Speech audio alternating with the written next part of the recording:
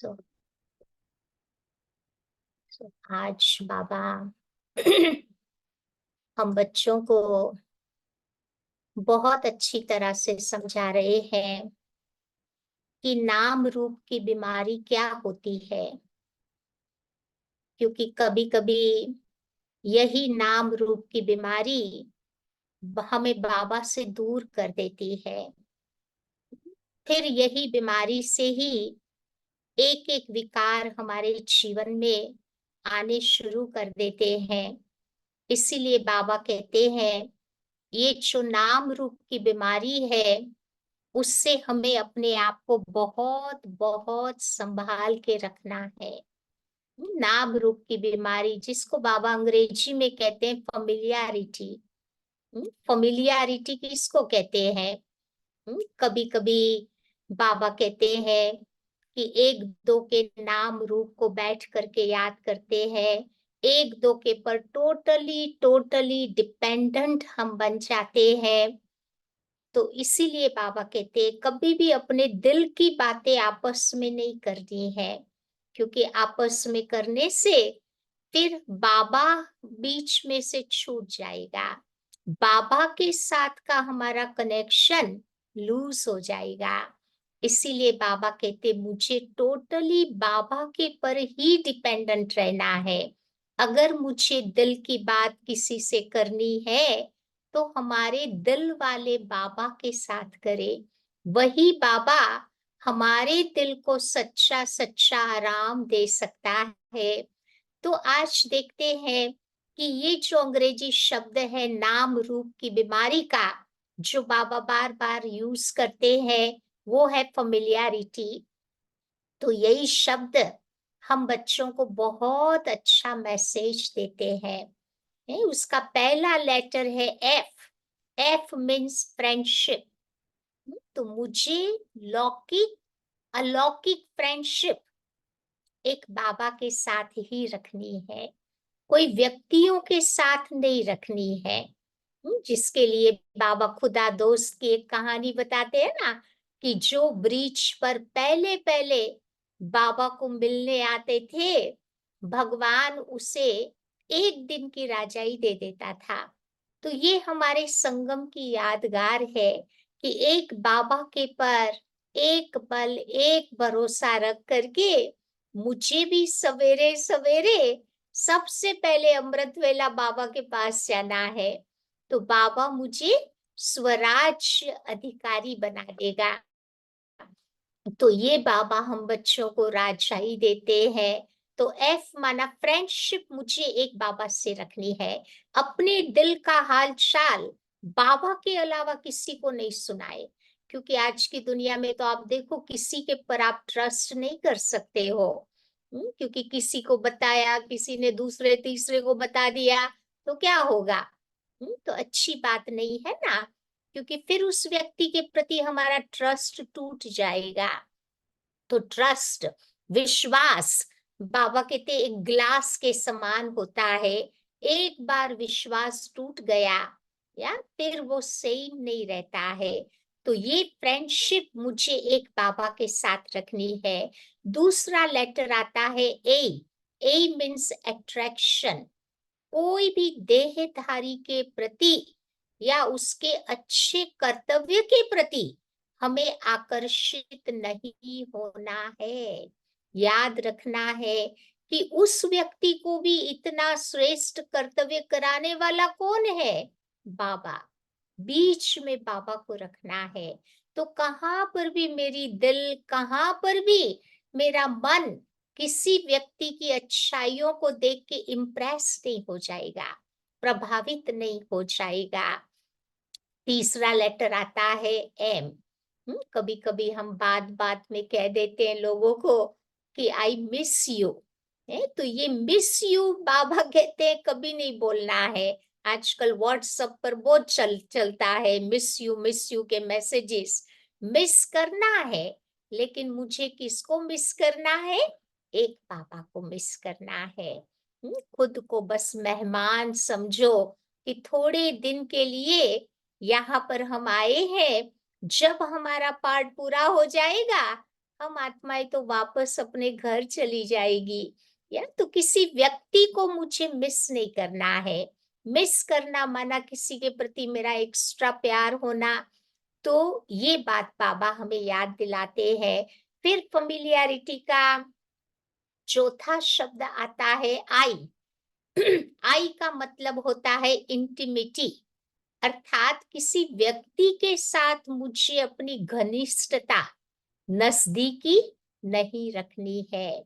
अगर मैंने किसी व्यक्ति के साथ रखी घनिष्ठता, तो ये पतन का कारण बन जाएगा। इसीलिए बाबा कहते इतनी घनिष्ठता अगर मैंने बाबा के साथ रखी, या तो मेरे जीवन का उद्धार हो जाएगा। फिर पांचवा लेटर आता है एल। एल माना लूज टॉक। किसी के भी संग में बैठ करके गहरी गहरी बातें कई बार हम दूसरों को बताते हैं और कहते हैं कि भाई तीसरे को पता नहीं चलने देना। तो ये बातें नहीं होनी चाहिए, इसको लूज टॉक कहते हैं। अगर मुझे टॉक करनी ही है तो बाबा के साथ बैठकर अमृत वेला खूब बातें करो। जितना जितना हम इंट्रोवर्टेड बनते जाएंगे, अंतर्मुखी बनते जाएंगे, अपने साथ बातें करेंगे, बाबा के साथ हमारी बातें होती रहेगी। परंतु जब बाहर मुखी बन जाते हैं ना, तो बाहर में रहे हुए लोगों के साथ हमारी वो बातें होती है, और वही बातें कभी-कभी अंदर में हेडेक क्रिएट कर देती है। छठा लेटर है आई। I means impurity. तो बाबा कहते सारा दिन एक एक हमारे कर्मेंद्रियों के पर हमें नजर रखनी है। हमारे कानों पर, हमारे आंखों पर, हमारे मुख पर, हमारे संकल्पों के पर, कि कोई भी कर्मेंद्रिय से बाबा कहते हैं कोई ऐसा वैसा इम्प्योर काम नहीं हो जावे। क्योंकि बाबा आया है हर कर्मेंद्रियों को प्यूरिफाई करने के लिए। तो एक एक कर्मेंद्रिय से मेरा अच्छा काम होता रहेगा, तो ये अच्छा काम मुझे अच्छा बना देगा। फिर सातवां लेटर फिर से आता है ए। फेमिलियरिटी का सातवां लेटर है ए। ए माना अटैचमेंट। कभी कभी अटैचमेंट किसी व्यक्ति के साथ होता है, तो यही अटैचमेंट हम आत्माओं को डिपेंडेंट बना देता है। तो बाबा कहते किसी व्यक्ति के पर, वस्तु के पर, किसी की बुद्धि के पर या मुझे डिपेंडेंट नहीं रहना है। बाबा हमें आया है इंडिपेंडेंट बनाने के लिए। तो ये जो अटैचमेंट है उसको मुझे स्पिरिचुअल लव में परिवर्तित कर देना है। प्यार सभी के साथ रखना है। जैसे हॉस्पिटल में आप देखो नर्स है, सबकी प्यार से सेवा करती है, सब पेशेंट के साथ उनका प्यार होता है, लेकिन अटैचमेंट नहीं होता है। तो ऐसे बाबा कहते ये संसार भी तो एक हॉस्पिटल है ना। सब मरीज है, तन के, मन के, विकारों के। या तो बाबा कहते सबके साथ हमारा प्यार पूर्ण अच्छा व्यवहार चाहिए। लेकिन अगर मैंने किसी से थोड़ा भी अटैचमेंट रखा, तो अटैचमेंट का रिजल्ट क्या होता है? दुख की प्राप्ति होती है। क्योंकि कई बार अटैचमेंट के कारण हम बहुत सारी लोगों से एक्सपेक्टेशंस रखते हैं, और वही मेरी एक्सपेक्टेशंस जब पूरी नहीं होती है, तो फिर मेरे को जीवन में फ्रस्ट्रेशन आ जाती है, दुख प्राप्त होता है। तो फेमिलियरिटी का सातवां लेटर ए माना अटैचमेंट। मुझे डिटैच बन करके रहना है, लोटस फ्लावर की तरह। नेगेटिविटी से न्यारा, भगवान का प्यारा। फिर आठवां लेटर है आर। आर का मतलब होता है रिलेशनशिप। तो हमारा संबंध हर व्यक्ति के साथ अलौकिक होना चाहिए, क्योंकि जितना जितना हमारा अलौकिक संबंध होगा, उतना बाबा कहते हैं सब आत्माओं के प्रति हमारी भाई भाई की दृष्टि रहेगी। सारा विश्व मेरा परिवार है। एक बाप के बच्चे, हम सब आपस में भाई भाई है। तो आत्मा की जो वो 7 क्वालिटीज है, आत्मा बार बार उसका अनुभव करती रहेगी। फिर 9वां लेटर है आई। I means instability. कभी कभी हमारे संबंध आप देखो अलौकिक नहीं होंगे, तो फिर क्या होगा? वो संबंध हमारे स्थिर नहीं रह सकेंगे। फिर इंस्टेबिलिटी आ जाएगी, अस्थिरता हमारे जीवन में आ जाएगी। और जब हमारे में इंस्टेबिलिटी आई, तो हम सबको ऐसा ही बना देंगे, है? क्योंकि जैसी दृष्टि वैसी सृष्टि होती है। हमारे कारण सारे ही दुखी हो जाएंगे। इसीलिए मुझे लक्ष्य रखना है कि इस जीवन में मेरे में स्थिरता चाहिए, स्टेबिलिटी चाहिए। जितनी जितनी स्थिरता होगी, उतना उतना हम दूसरों को अचल अडोल स्थिर बना करके एनकरेज करते रहेंगे आगे बढ़ने में। फिर बाबा कहते 10वां लेटर फेमिलियरिटी का है T. T means time waste. तो मुझे ध्यान देना है कि ये समय, टाइम भी मेरा अमूल्य खजाना है। समय मेरा वेस्ट नहीं होवे। कभी फोन पर भी बातें करते हैं, लंबी लंबी हमारी बातें होती है। दादी हमेशा हमको कहती थी कि किसी से बात करनी है 3 मिनट से ज्यादा नहीं करनी है। अगर 3 मिनट से ज्यादा बात कर रहे हैं, तो फिर उसमें गॉसिप आ जाता है। फलाना ढिकना पूछना, इसकी उसकी सारी बातें आ जाएगी। और यही बातें फिर हमारे दिल दिमाग के अंदर चली जाती है, वो हमें दुखी कर देती है। तो इसीलिए मुझे फेमिलियरिटी से दूर रहना है। तो अपना संगम का वैल्यूएबल टाइम मुझे अच्छे कार्य में लगाना है, अच्छी बातों में लगाना है, जिससे मुझे भी फायदा होगा, दूसरों को भी फायदा होगा। और उसका एक लास्ट लेटर है, 11th लेटर वाई। वाई माना योग मुक्त बना देता है। ये जो फेमिलियरिटी है ना, वो मेरे जीवन में, जीवन से योग दूर कर देती है, योग मुक्त कर देती है, ज्ञान मुक्त कर देती है। फिर क्या होगा? ज्ञान योग थोड़ा स्लैक हो जाता है, तो फिर मेरे जीवन में बहुत सारी परिस्थितियां आती है, प्रॉब्लम्स आ जाते हैं। और यही प्रॉब्लम्स जिसमें फिर हमारा मन बुद्धि उलझ जाएगा, फिर हम आगे नहीं बढ़ पाएंगे।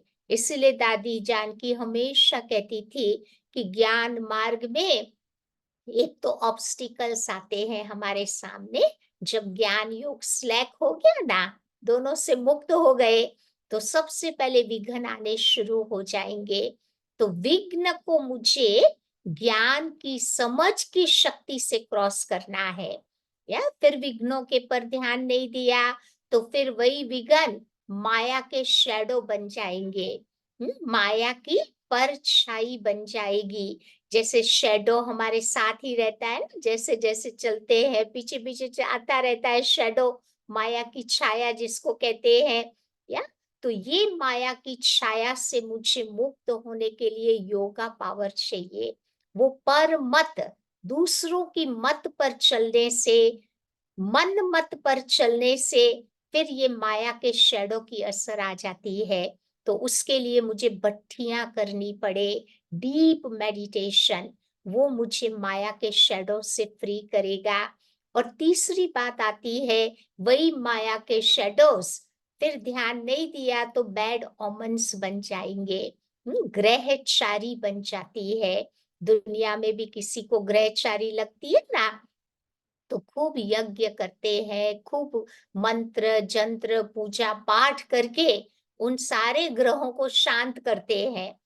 तो अब हम लोग क्या करते हैं, जब ग्रहचारी आती है ना, तो हमारा एक फोकस्ड एफर्ट रहता है, फोकस वाला पुरुषार्थ, विशेष पुरुषार्थ हमें माया की ये ग्रहचारी से मुक्त कर देता है। या तो इसीलिए आज बाबा ये माया का जो जाल है, वो फेमिलियरिटी के रूप में हमारे सामने आता है। तो ये फेमिलियरिटी के 11 अक्षरों को मुझे अच्छी तरह से समझकर उसे जब हम अपने प्रैक्टिकल जीवन में अप्लाई करते हैं, या तब जाके ये नाम रूप की बीमारी से हम फ्री हो सकते हैं। अगर फ्री नहीं हुए तो ये जो सारी बातें हमने सुनी ना, नेगेटिव इमोशंस, वो मुझे बाबा से दूर कर देंगे, पढ़ाई से दूर कर देंगे, फिर अपने लक्ष्य से हम वंचित हो जाएंगे। तो इसीलिए बाबा कहते हैं इन बातों का मुझे इस ब्राह्मण जीवन में बहुत बहुत ध्यान देना है। तो आइए सुनते हैं, आज की बाबा की मुरली है 24 तारीख की। तो बाबा कहते हैं, मीठे बच्चे, देही अभिमानी बाप तुम्हें देही अभिमानी भव का पाठ पढ़ाते हैं। देही अभिमानी बाप तुम्हें देही अभिमानी भव का पाठ पढ़ाते हैं। तुम्हारा पुरुषार्थ है, कौन सा पुरुषार्थ अभी कर रहे हैं? देह अभिमान को छोड़ना, बॉडी कॉन्शियसनेस को छोड़ना। आज का प्रश्न है, देह अभिमानी बनने से कौन सी पहली बीमारी उत्पन्न होती है? जैसे ही बॉडी कॉन्शियस में आए तो कौन सी बीमारी उत्पन्न होती है? जवाब आप सबको पता है। तो बाबा कहते वो बीमारी है नाम रूप की, फेमिलियरिटी। तो ये बीमारी ही विकारी बना देती है। इसीलिए बाबा कहते हैं कि आत्म अभिमानी रहने की बार बार प्रैक्टिस करो। ये शरीर से तुम्हारा लगाव नहीं होना चाहिए, न अपने शरीर से न किसी और के शरीर से। बाबा कहते कोई लगाव नहीं होना चाहिए। देह के लगाव को छोड़ एक बाबा को याद करो तो आत्मा पावन बन जाएगी। बाबा तुम्हें जीवन बंध से जीवन मुक्त बनने की युक्ति बताते हैं। तो यही तो तुम्हारी पढ़ाई है ना। तो इस पढ़ाई को मुझे अच्छी तरह से बाबा कहते पढ़नी पड़ेगी, तब जा करके हम जीवन मुक्त बन जाएंगे। ओम शांति। रूहानी बाप कह रहे हैं कि आत्म अभिमानी भव, देही अभिमानी होकर बैठना है। किसको याद करना है? किसको याद करेंगे?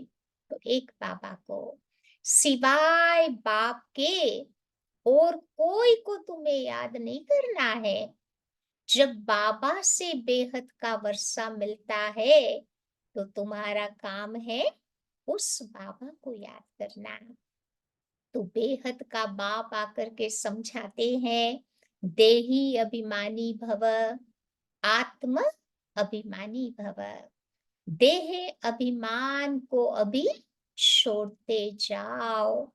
आधा कल्प तुम देह अभिमानी होकर के रहे हो, फिर आधा कल्प देही अभिमानी होकर के रहना है। सतयुग त्रेता में तुम आत्म अभिमानी थे, एकदम सोल कॉन्शियस थे ना, वहां मालूम रहता है कि हम आत्मा है। अब ये शरीर बूढ़ा हुआ है तो अब हम इस शरीर को छोड़ते हैं, ये चेंज करना है। जैसे सर्प का मिसाल बाबा बताते हैं, सांप का एग्जाम्पल बताते हैं ना, कितनी आसानी से अपनी केचुली छोड़ देता है। ऐसे बाबा कहते हैं हमें भी इस पुराने शरीर को छोड़ बाबा के पास जाना है। तुम भी पुराना शरीर छोड़कर दूसरे शरीर में प्रवेश करते हो, इसीलिए तुमको अभी आत्म अभिमानी बनना है। और तुमको कौन बनाता है? तो बाबा आकर के बनाते हैं। जो सदैव आत्म अभिमानी है वो कभी देह अभिमानी नहीं बनते। बल बाबा एक बार आते हैं तो भी देह अभिमानी नहीं बनते, क्योंकि ये शरीर बाबा का पराया लोन लिया हुआ है। बाबा पर काया प्रवेश करते हैं ना, तो बाबा कभी बॉडी कॉन्शियस में नहीं आते। इस शरीर से भी बाबा का कोई लगाव नहीं रहता। लोन लेने वाले का लगाव नहीं रहता। अपना होता है तो थोड़ा उसके पर अधिकार होता है, लेकिन बाबा ने शरीर भी लोन पे लिया है तो कोई लगाव नहीं। जानते हैं कि ये तो शरीर छोड़ना है। बाबा समझाते हैं कि मैं ही आकर तुम बच्चों को पावन बनाता हूँ। तुम सतो प्रधान थे, फिर क्या हुआ? धीरे धीरे आत्मा तमो प्रधान बनी। अब फिर पावन बनने के लिए तुमको अपने साथ योग सिखलाता हूँ। योग योग अक्षर न कहकर याद अक्षर कहना ठीक है। याद सिखलाता हूँ। बच्चे बाबा को याद करते हैं। अभी तुमको भी बाप को याद करना है। आत्मा ही तो याद करती है ना। जब रावण राज्य शुरू होता तो तुम बच्चे दे अभिमानी बन पड़ते। बॉडी कॉन्शियस में हम आ जाते। फिर बाबा आकर के तुम्हें आत्म अभिमानी बनाते। देह अभिमानी बनने से फिर नाम रूप में तुम फंस पड़ते हो। बॉडी कॉन्शियस में आए तो फिर वही बॉडी दिखाई देगा। फिर वही नाम रूप में ट्रैप हो जाते हैं। फिर विकारी भी बन जाते हैं। नहीं तो तुम सब निर्विकारी थे। फिर पुनर्जन्म लेते लेते विकारी बन जाते हो। ज्ञान किसको, भक्ति किसको कहा जाता, ये तो बाप ने ही समझाया है। तो भक्ति शुरू होती है द्वापर से, जबकि 5 विकार रूपी रावण की स्थापना होती। भारत में ही राम राज्य और रावण राज्य कहा जाता। परंतु ये नहीं जानते कि कितना समय राम राज्य और कितना समय रावण का राज्य चलता है। ये विचारों को मालूम नहीं होता। इस समय सभी तमो प्रधान पत्थर बुद्धि है। पैदा ही भ्रष्टाचार से होते। इसीलिए आज की दुनिया को कहते हैं विशियस वर्ल्ड, विकारी दुनिया। तो नई दुनिया और पुरानी दुनिया में रात दिन का फर्क है। नई दुनिया में सिर्फ भारत ही था। तो भारत जैसा पवित्र खंड कोई बन न सके, फिर भारत जैसा अपवित्र भी कोई बनता नहीं। जो पवित्र वही फिर अपवित्र बनता, फिर उसको ही पवित्र बनना है। अभी बाबा करके भारत को ही पवित्र बनाते। तुम जानते हो कि देवी देवताएं पवित्र थे, फिर पुनर्जन्म लेते लेते अपवित्र बन गए। सबसे जास्ती जन्म भी यही लेते हैं। बाबा समझाते हैं, मैं बहुत जन्मों के अंत के जन्म के भी अंत में आता हूँ। ये पहला नंबर ही 84 जन्म पूरे कर वानप्रस्थ में आता है। तब जाकर के मैं प्रवेश करता हूँ। ब्रह्मा बाबा की वानप्रस्थ अवस्था थी, 60 साल की उम्र। तब शिव बाबा ने प्रवेश किया।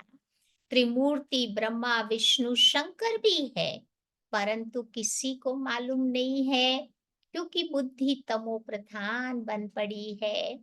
किसी की भी बायोग्राफी का किसी मनुष्य मात्र को पता नहीं। पूजा भी करते हैं, परंतु ये सब है अंधश्रद्धा, ब्लाइंड फेथ। भक्ति को कहा ही जाता है ब्राह्मणों की रात, सतयुग त्रेता को कहेंगे ब्राह्मणों का दिन। दिन माना लाइट, ज्ञान का प्रकाश होता। फिर बाबा कहते अज्ञान रूपी अंधियारा द्वापर कलयुग में शुरू हो जाता। तो अब प्रजापिता भी है तो जरूर बच्चे भी होंगे। ये भी समझाया है कि ब्राह्मणों का कुल होता है, डिनेस्टी नहीं होती। ब्राह्मणों की डिनेस्टी नहीं होती, कुल होता। ब्राह्मण है चोटी। चोटी भी देखने में तो आती है ना। पहले के जमाने में ब्राह्मण रखते थे चोटी, आजकल तो वो भी निकाल दिया। फिर ऊंचते ऊंच पढ़ाने वाला है परम पिता परमात्मा शिव। उनका नाम एक ही है, परंतु भक्ति मार्ग में अथाह नाम लगा दिया है। भक्ति मार्ग का भपका भी तो देखो बोध हो जाता है ना। कितने चित्र, कितने मंदिर, यज्ञ, तप, दान, पुण्य आदि क्या क्या करते रहते हैं। भक्ति में कितना करते रहते हैं। कहते हैं भक्ति से फिर भगवान मिलता। अब किसको मिलता है? जो पहले पहले आते हैं, वही तो पहले पहले भक्ति शुरू करते हैं। द्वापर की शुरुआत में पहले पहले कौन आए? हम ही तो आए। तो हमने ही तो भक्ति शुरू की।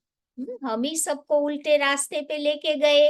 अब बाबा कहते हैं पुरुषार्थ कर रहे हैं सबको उल्टे रास्ते पर लाने का। तो बाबा कहते हैं पहले पहले भक्ति हम शुरू करते। जो ब्राह्मण सो देवता बनते, वही यथा राजा रानी तथा प्रजा, सोले कला संपूर्ण, संपूर्ण निर्विकारी, अहिंसा परमो देवी देवता धर्म था। भारत में एक ही आदि सनातन देवी देवता धर्म था, तब अथाह धन था। तो बाबा याद दिलाते हैं कि बच्चे पहले पहले तुम देवी देवता धर्म वाले ही 84 जन्म लेते हो। जो सतयुग की शुरुआत में आए होंगे, उनके ही तो बाबा कहते 84 जन्म होंगे ना। जो पीछे से आए हैं उनके तो कमती जन्म होंगे। तो बाबा कहते हैं कि सिर्फ 84 जन्म, वो फिर कह देते हैं 84 लाख जन्म, हकीकत में 84 जन्मों की बात थी। तो हमारे शास्त्रों में 184 का फेरा कह दिया है। तो बाबा कहते हैं 5000 वर्ष का ये ड्रामा है। तो ये हुआ ज्ञान। ज्ञान सागर एक ही शुभ बाबा गाया जाता है।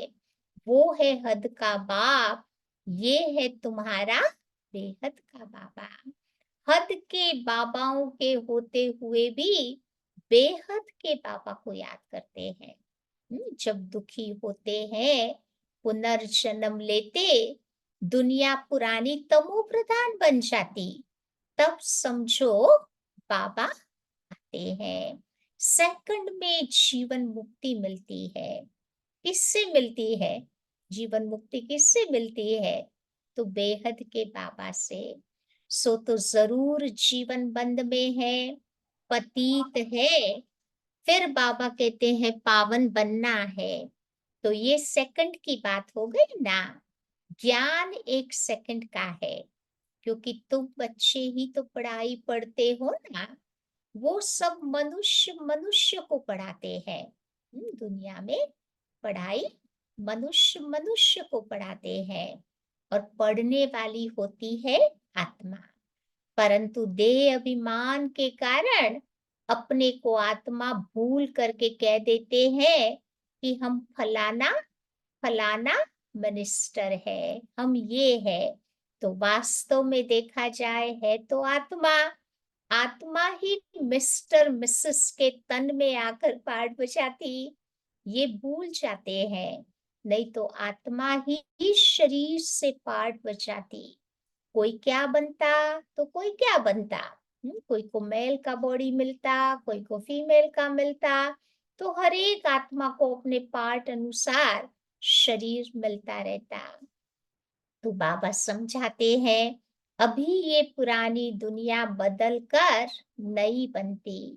वर्ल्ड की हिस्ट्री, जियोग्राफी जरूर रिपीट होती। नई दुनिया को कहा जाता है, सतयुगी दुनिया को क्या कहते हैं? सतो प्रधान दुनिया। घर भी तो देखो पहले नया होता है ना, तो कहेंगे सतो प्रधान है। फिर पुराना जड़ जड़ीभूत तमो प्रधान बन जाता।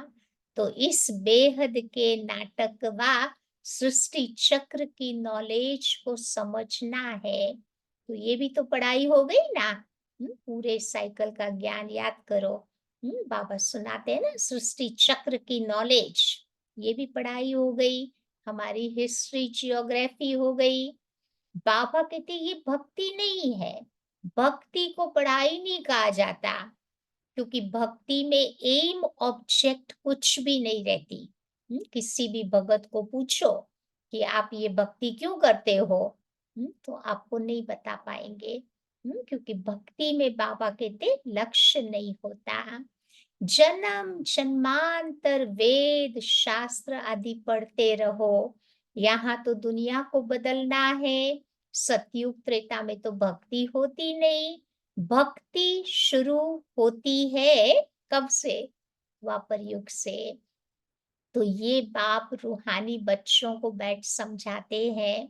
इसको कहा जाता है रूहानी नॉलेज अथवा रूहानी ज्ञान। रूहानी नॉलेज कौन सिखाएगा? रूहानी नॉलेज माना स्पिरिचुअल नॉलेज। तो सुप्रीम रूह यानी परमात्मा ही तो सिखाएगा ना। वो तो सभी का बाप है।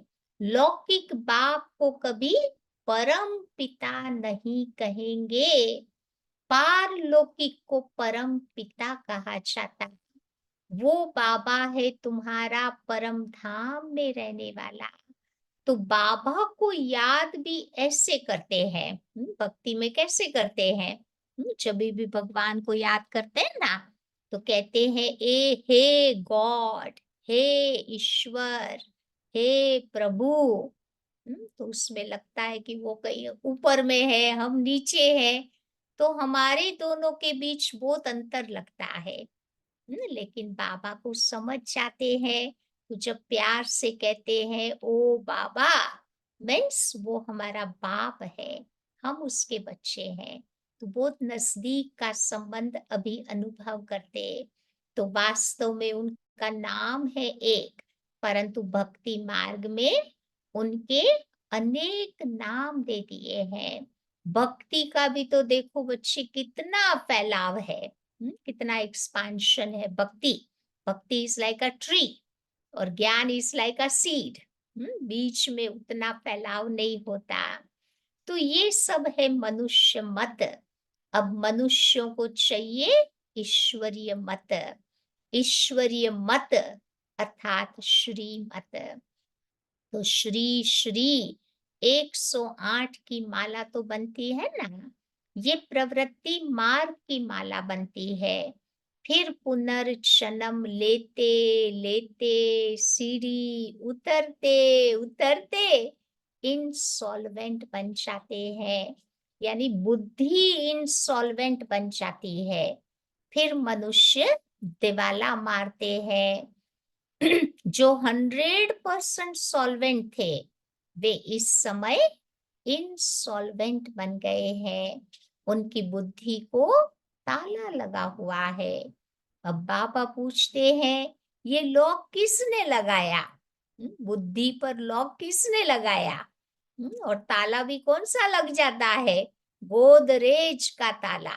बाबा के समय वो पॉपुलर लॉक हुआ करता था, स्ट्रॉन्ग लॉक हुआ करता था। तो ऐसा गोदरेज का ताला गॉड ही खोल सकता है, और कोई नहीं खोल सकता। तो भारत जितना नंबर 1 में था, उतना और कोई खंड नहीं। तो देखो बच्चे, भारत की महिमा बहुत है। भारत सब धर्म वालों का बहुत बड़े ते बड़ा तीर्थ है, परंतु ड्रामा अनुसार गीता को खंडन कर दिया है। भारत और सारी दुनिया की यही भूल है। भारत में ही गीता को खंडन किया है। जिस गीता के ज्ञान से बाबा नई दुनिया बनाते हैं, वो आकर के सर्व की सदगति करते हैं। तो भारत सबसे ऊंच और बहुत धनवान खंड था, जो फिर अभी बन रहा है। वैसे भी देखते हैं ना, मोदी जी के आने से भारत की इकोनॉमी भी अभी थोड़ी ऊंची जा रही है।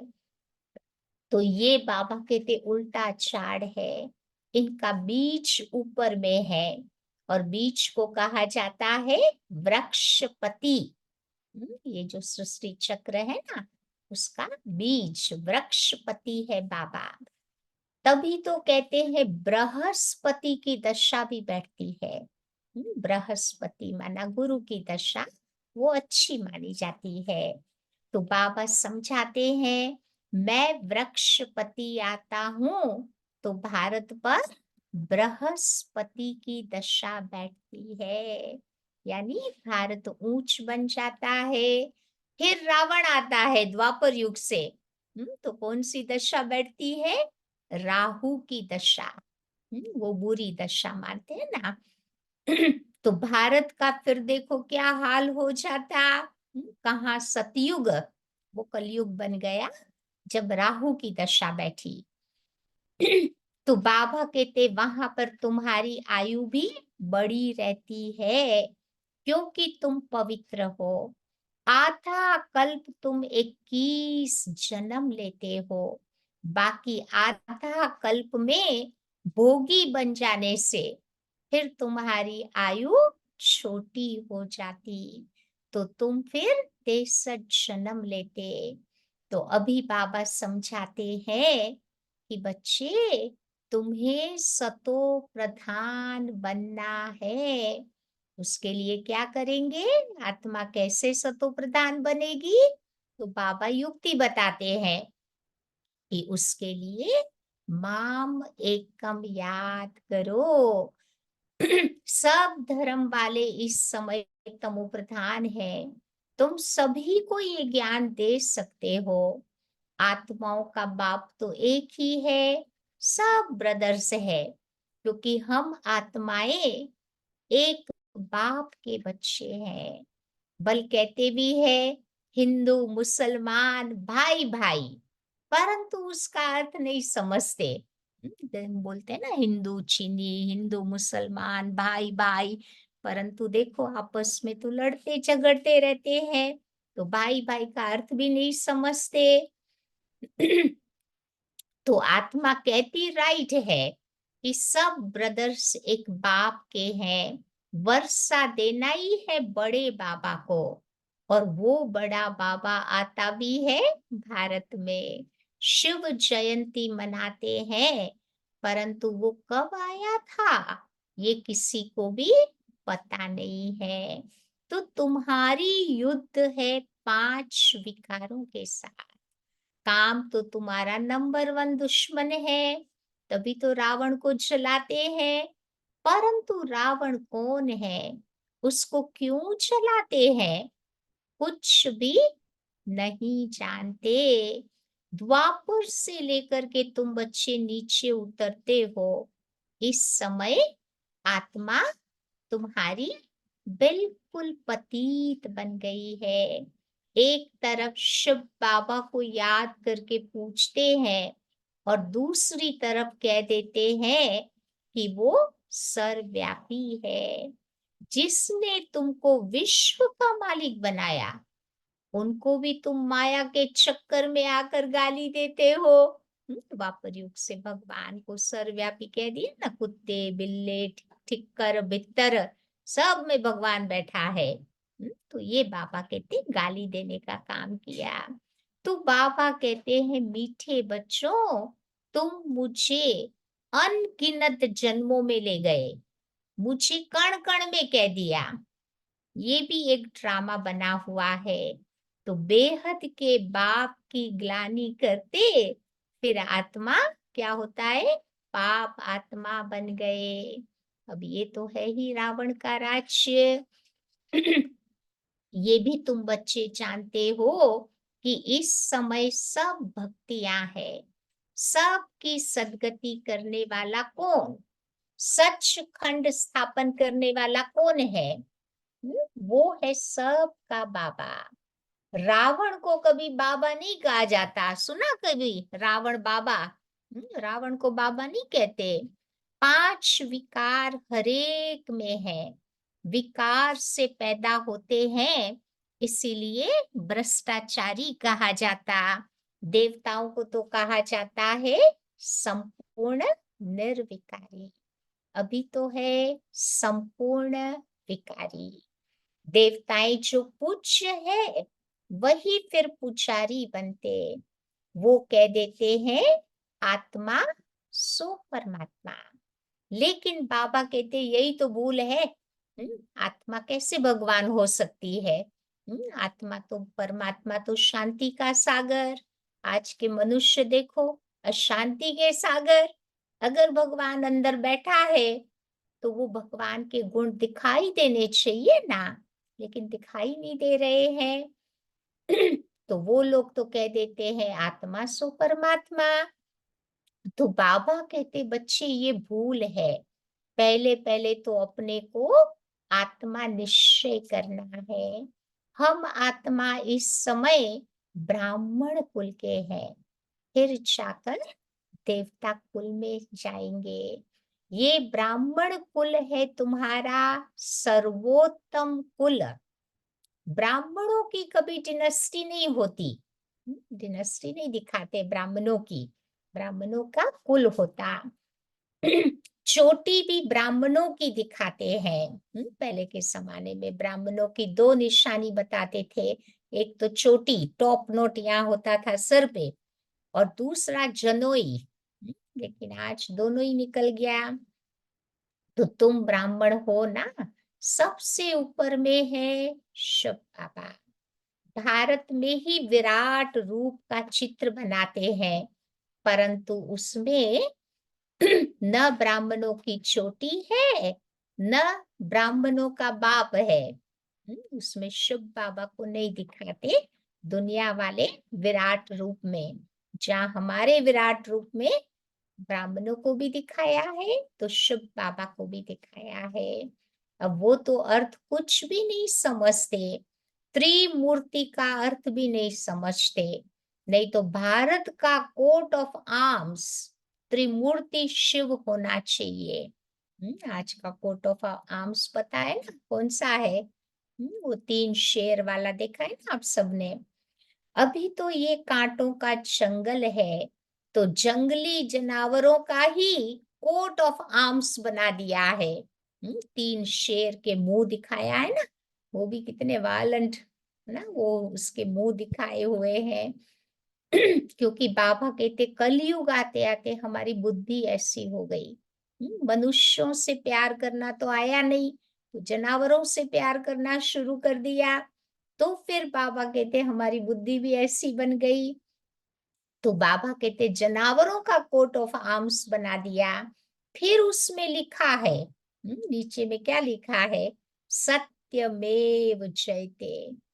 ये जानवरों के लिए नहीं है, ये मनुष्यों की बातें होती है ना। सतयुग में तो दिखाते हैं शेर बकरी भी इकट्ठे जल पीते हैं। एनिमल्स का भी आपस में वहां बहुत प्यार होता। तो सोचो देवी देवताओं का तो कितना प्यार होगा। तो फिर बाबा कहते सत्यमेव जयते माना विजय।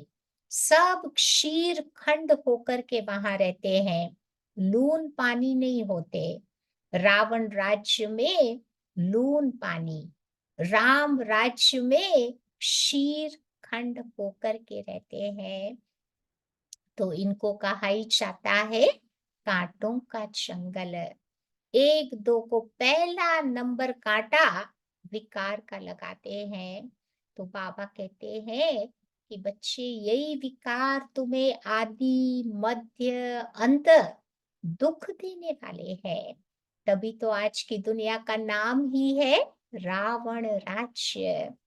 तो बाबा कहते हैं इन 5 विकारों पर जीत पाकर जगत जीत बनना है। ये अंतिम जन्म, अब निर्विकारी बनो। तुम तमो प्रधान पतित बने हो, फिर अब सतो प्रधान पावन बनो। गंगा कोई पतित पावनी तो है नहीं। शरीर का मैल तो घर में भी पानी से उतार सकते हो, शरीर को तो पानी पावन बना देगा, परंतु आत्मा को कैसे बनाएगा? उसके लिए तो ज्ञान का पानी चाहिए। सुप्रीम बाप भी है, सुप्रीम टीचर भी है, तो सुप्रीम सतगुरु भी है। वही तुमको सृष्टि के आदि, मध्य, अंत का नॉलेज सुनाते हैं। अच्छा, मीठे मीठे सिकिलथे बच्चों प्रति मात पिता बाप दादा का याद प्यार और गुड मॉर्निंग। रूहानी बाप की रूहानी बच्चों को नमस्ते। रूहानी बच्चों की रूहानी बाप को नमस्ते। धारणा की पॉइंट, पहली बात बाबा बताते हैं, सतो प्रधान बनने के लिए सिवाय बाप के और किसी को भी याद नहीं करना है, और देही अभिमानी बनने की बार बार प्रैक्टिस करनी है। सतो प्रधान बनने के लिए एक तो बाबा को ही याद करना है, और देही अभिमानी सोल कॉन्शियस बनने की बार बार प्रैक्टिस करनी है। दूसरी बात, सबसे क्षीर खंड होकर के रहना है, हिल मिल जुल कर रहना है। इस अंतिम जन्म में विकारों पर विजय प्राप्त कर जगत जीत बनना है। आज का वरदान है, बाप की छत्र छाया में सदा मौज का अनुभव करने और कराने वाली विशेष आत्मा भव। जहां बाप की छत्र छाया है, वहां सदा माया से तुम सेफ हो। बाबा की छत्र छाया में माया से सेफ रहते। छत्र छाया के अंदर माया आ नहीं सकती। मेहनत से स्वतः दूर हो जाएंगे, मौज में रहेंगे, क्योंकि मेहनत मौज का अनुभव नहीं करने देती। तो छत्र छाया में रहने वाली ऐसी विशेष आत्माएं ऊंची पढ़ाई पढ़ते हुए भी मौज में रहती है। मौज मना आनंद में रहती है, क्योंकि उन्हें निश्चय है। कौन सा निश्चय है? कि हम कल्प कल्प के विजयी है। हम पास हुए पड़े हैं, एवरी साइकिल में हम विजयी बने हैं। एवरी साइकिल में हम पास हुए हैं। तो सदा मौज में रहो और दूसरों को मौज में रहने का संदेश देते रहो। यही तो सेवा है। मुझे हैप्पी रहना है, सबको खुश करना है। वो संदेश बाबा कहते देने की सेवा करते रहना है। आज का स्लोगन है, जो ड्रामा के राज को नहीं जानता वो नाराज होता है। ड्रामा कितना कल्याणकारी है।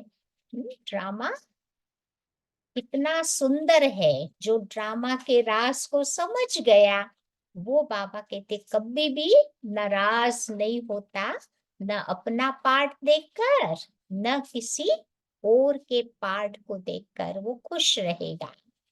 आज की अव्यक्ति पॉइंट है, आप सुख देखने, सुख देने वाले सुख दाता के बच्चे सुख स्वरूप हो। वो सुखदाता सुखदेवा था ना, वो व्यास का बेटा। तो बाबा कहते आप भी सुखदाता बाप के बच्चे सुख स्वरूप हो।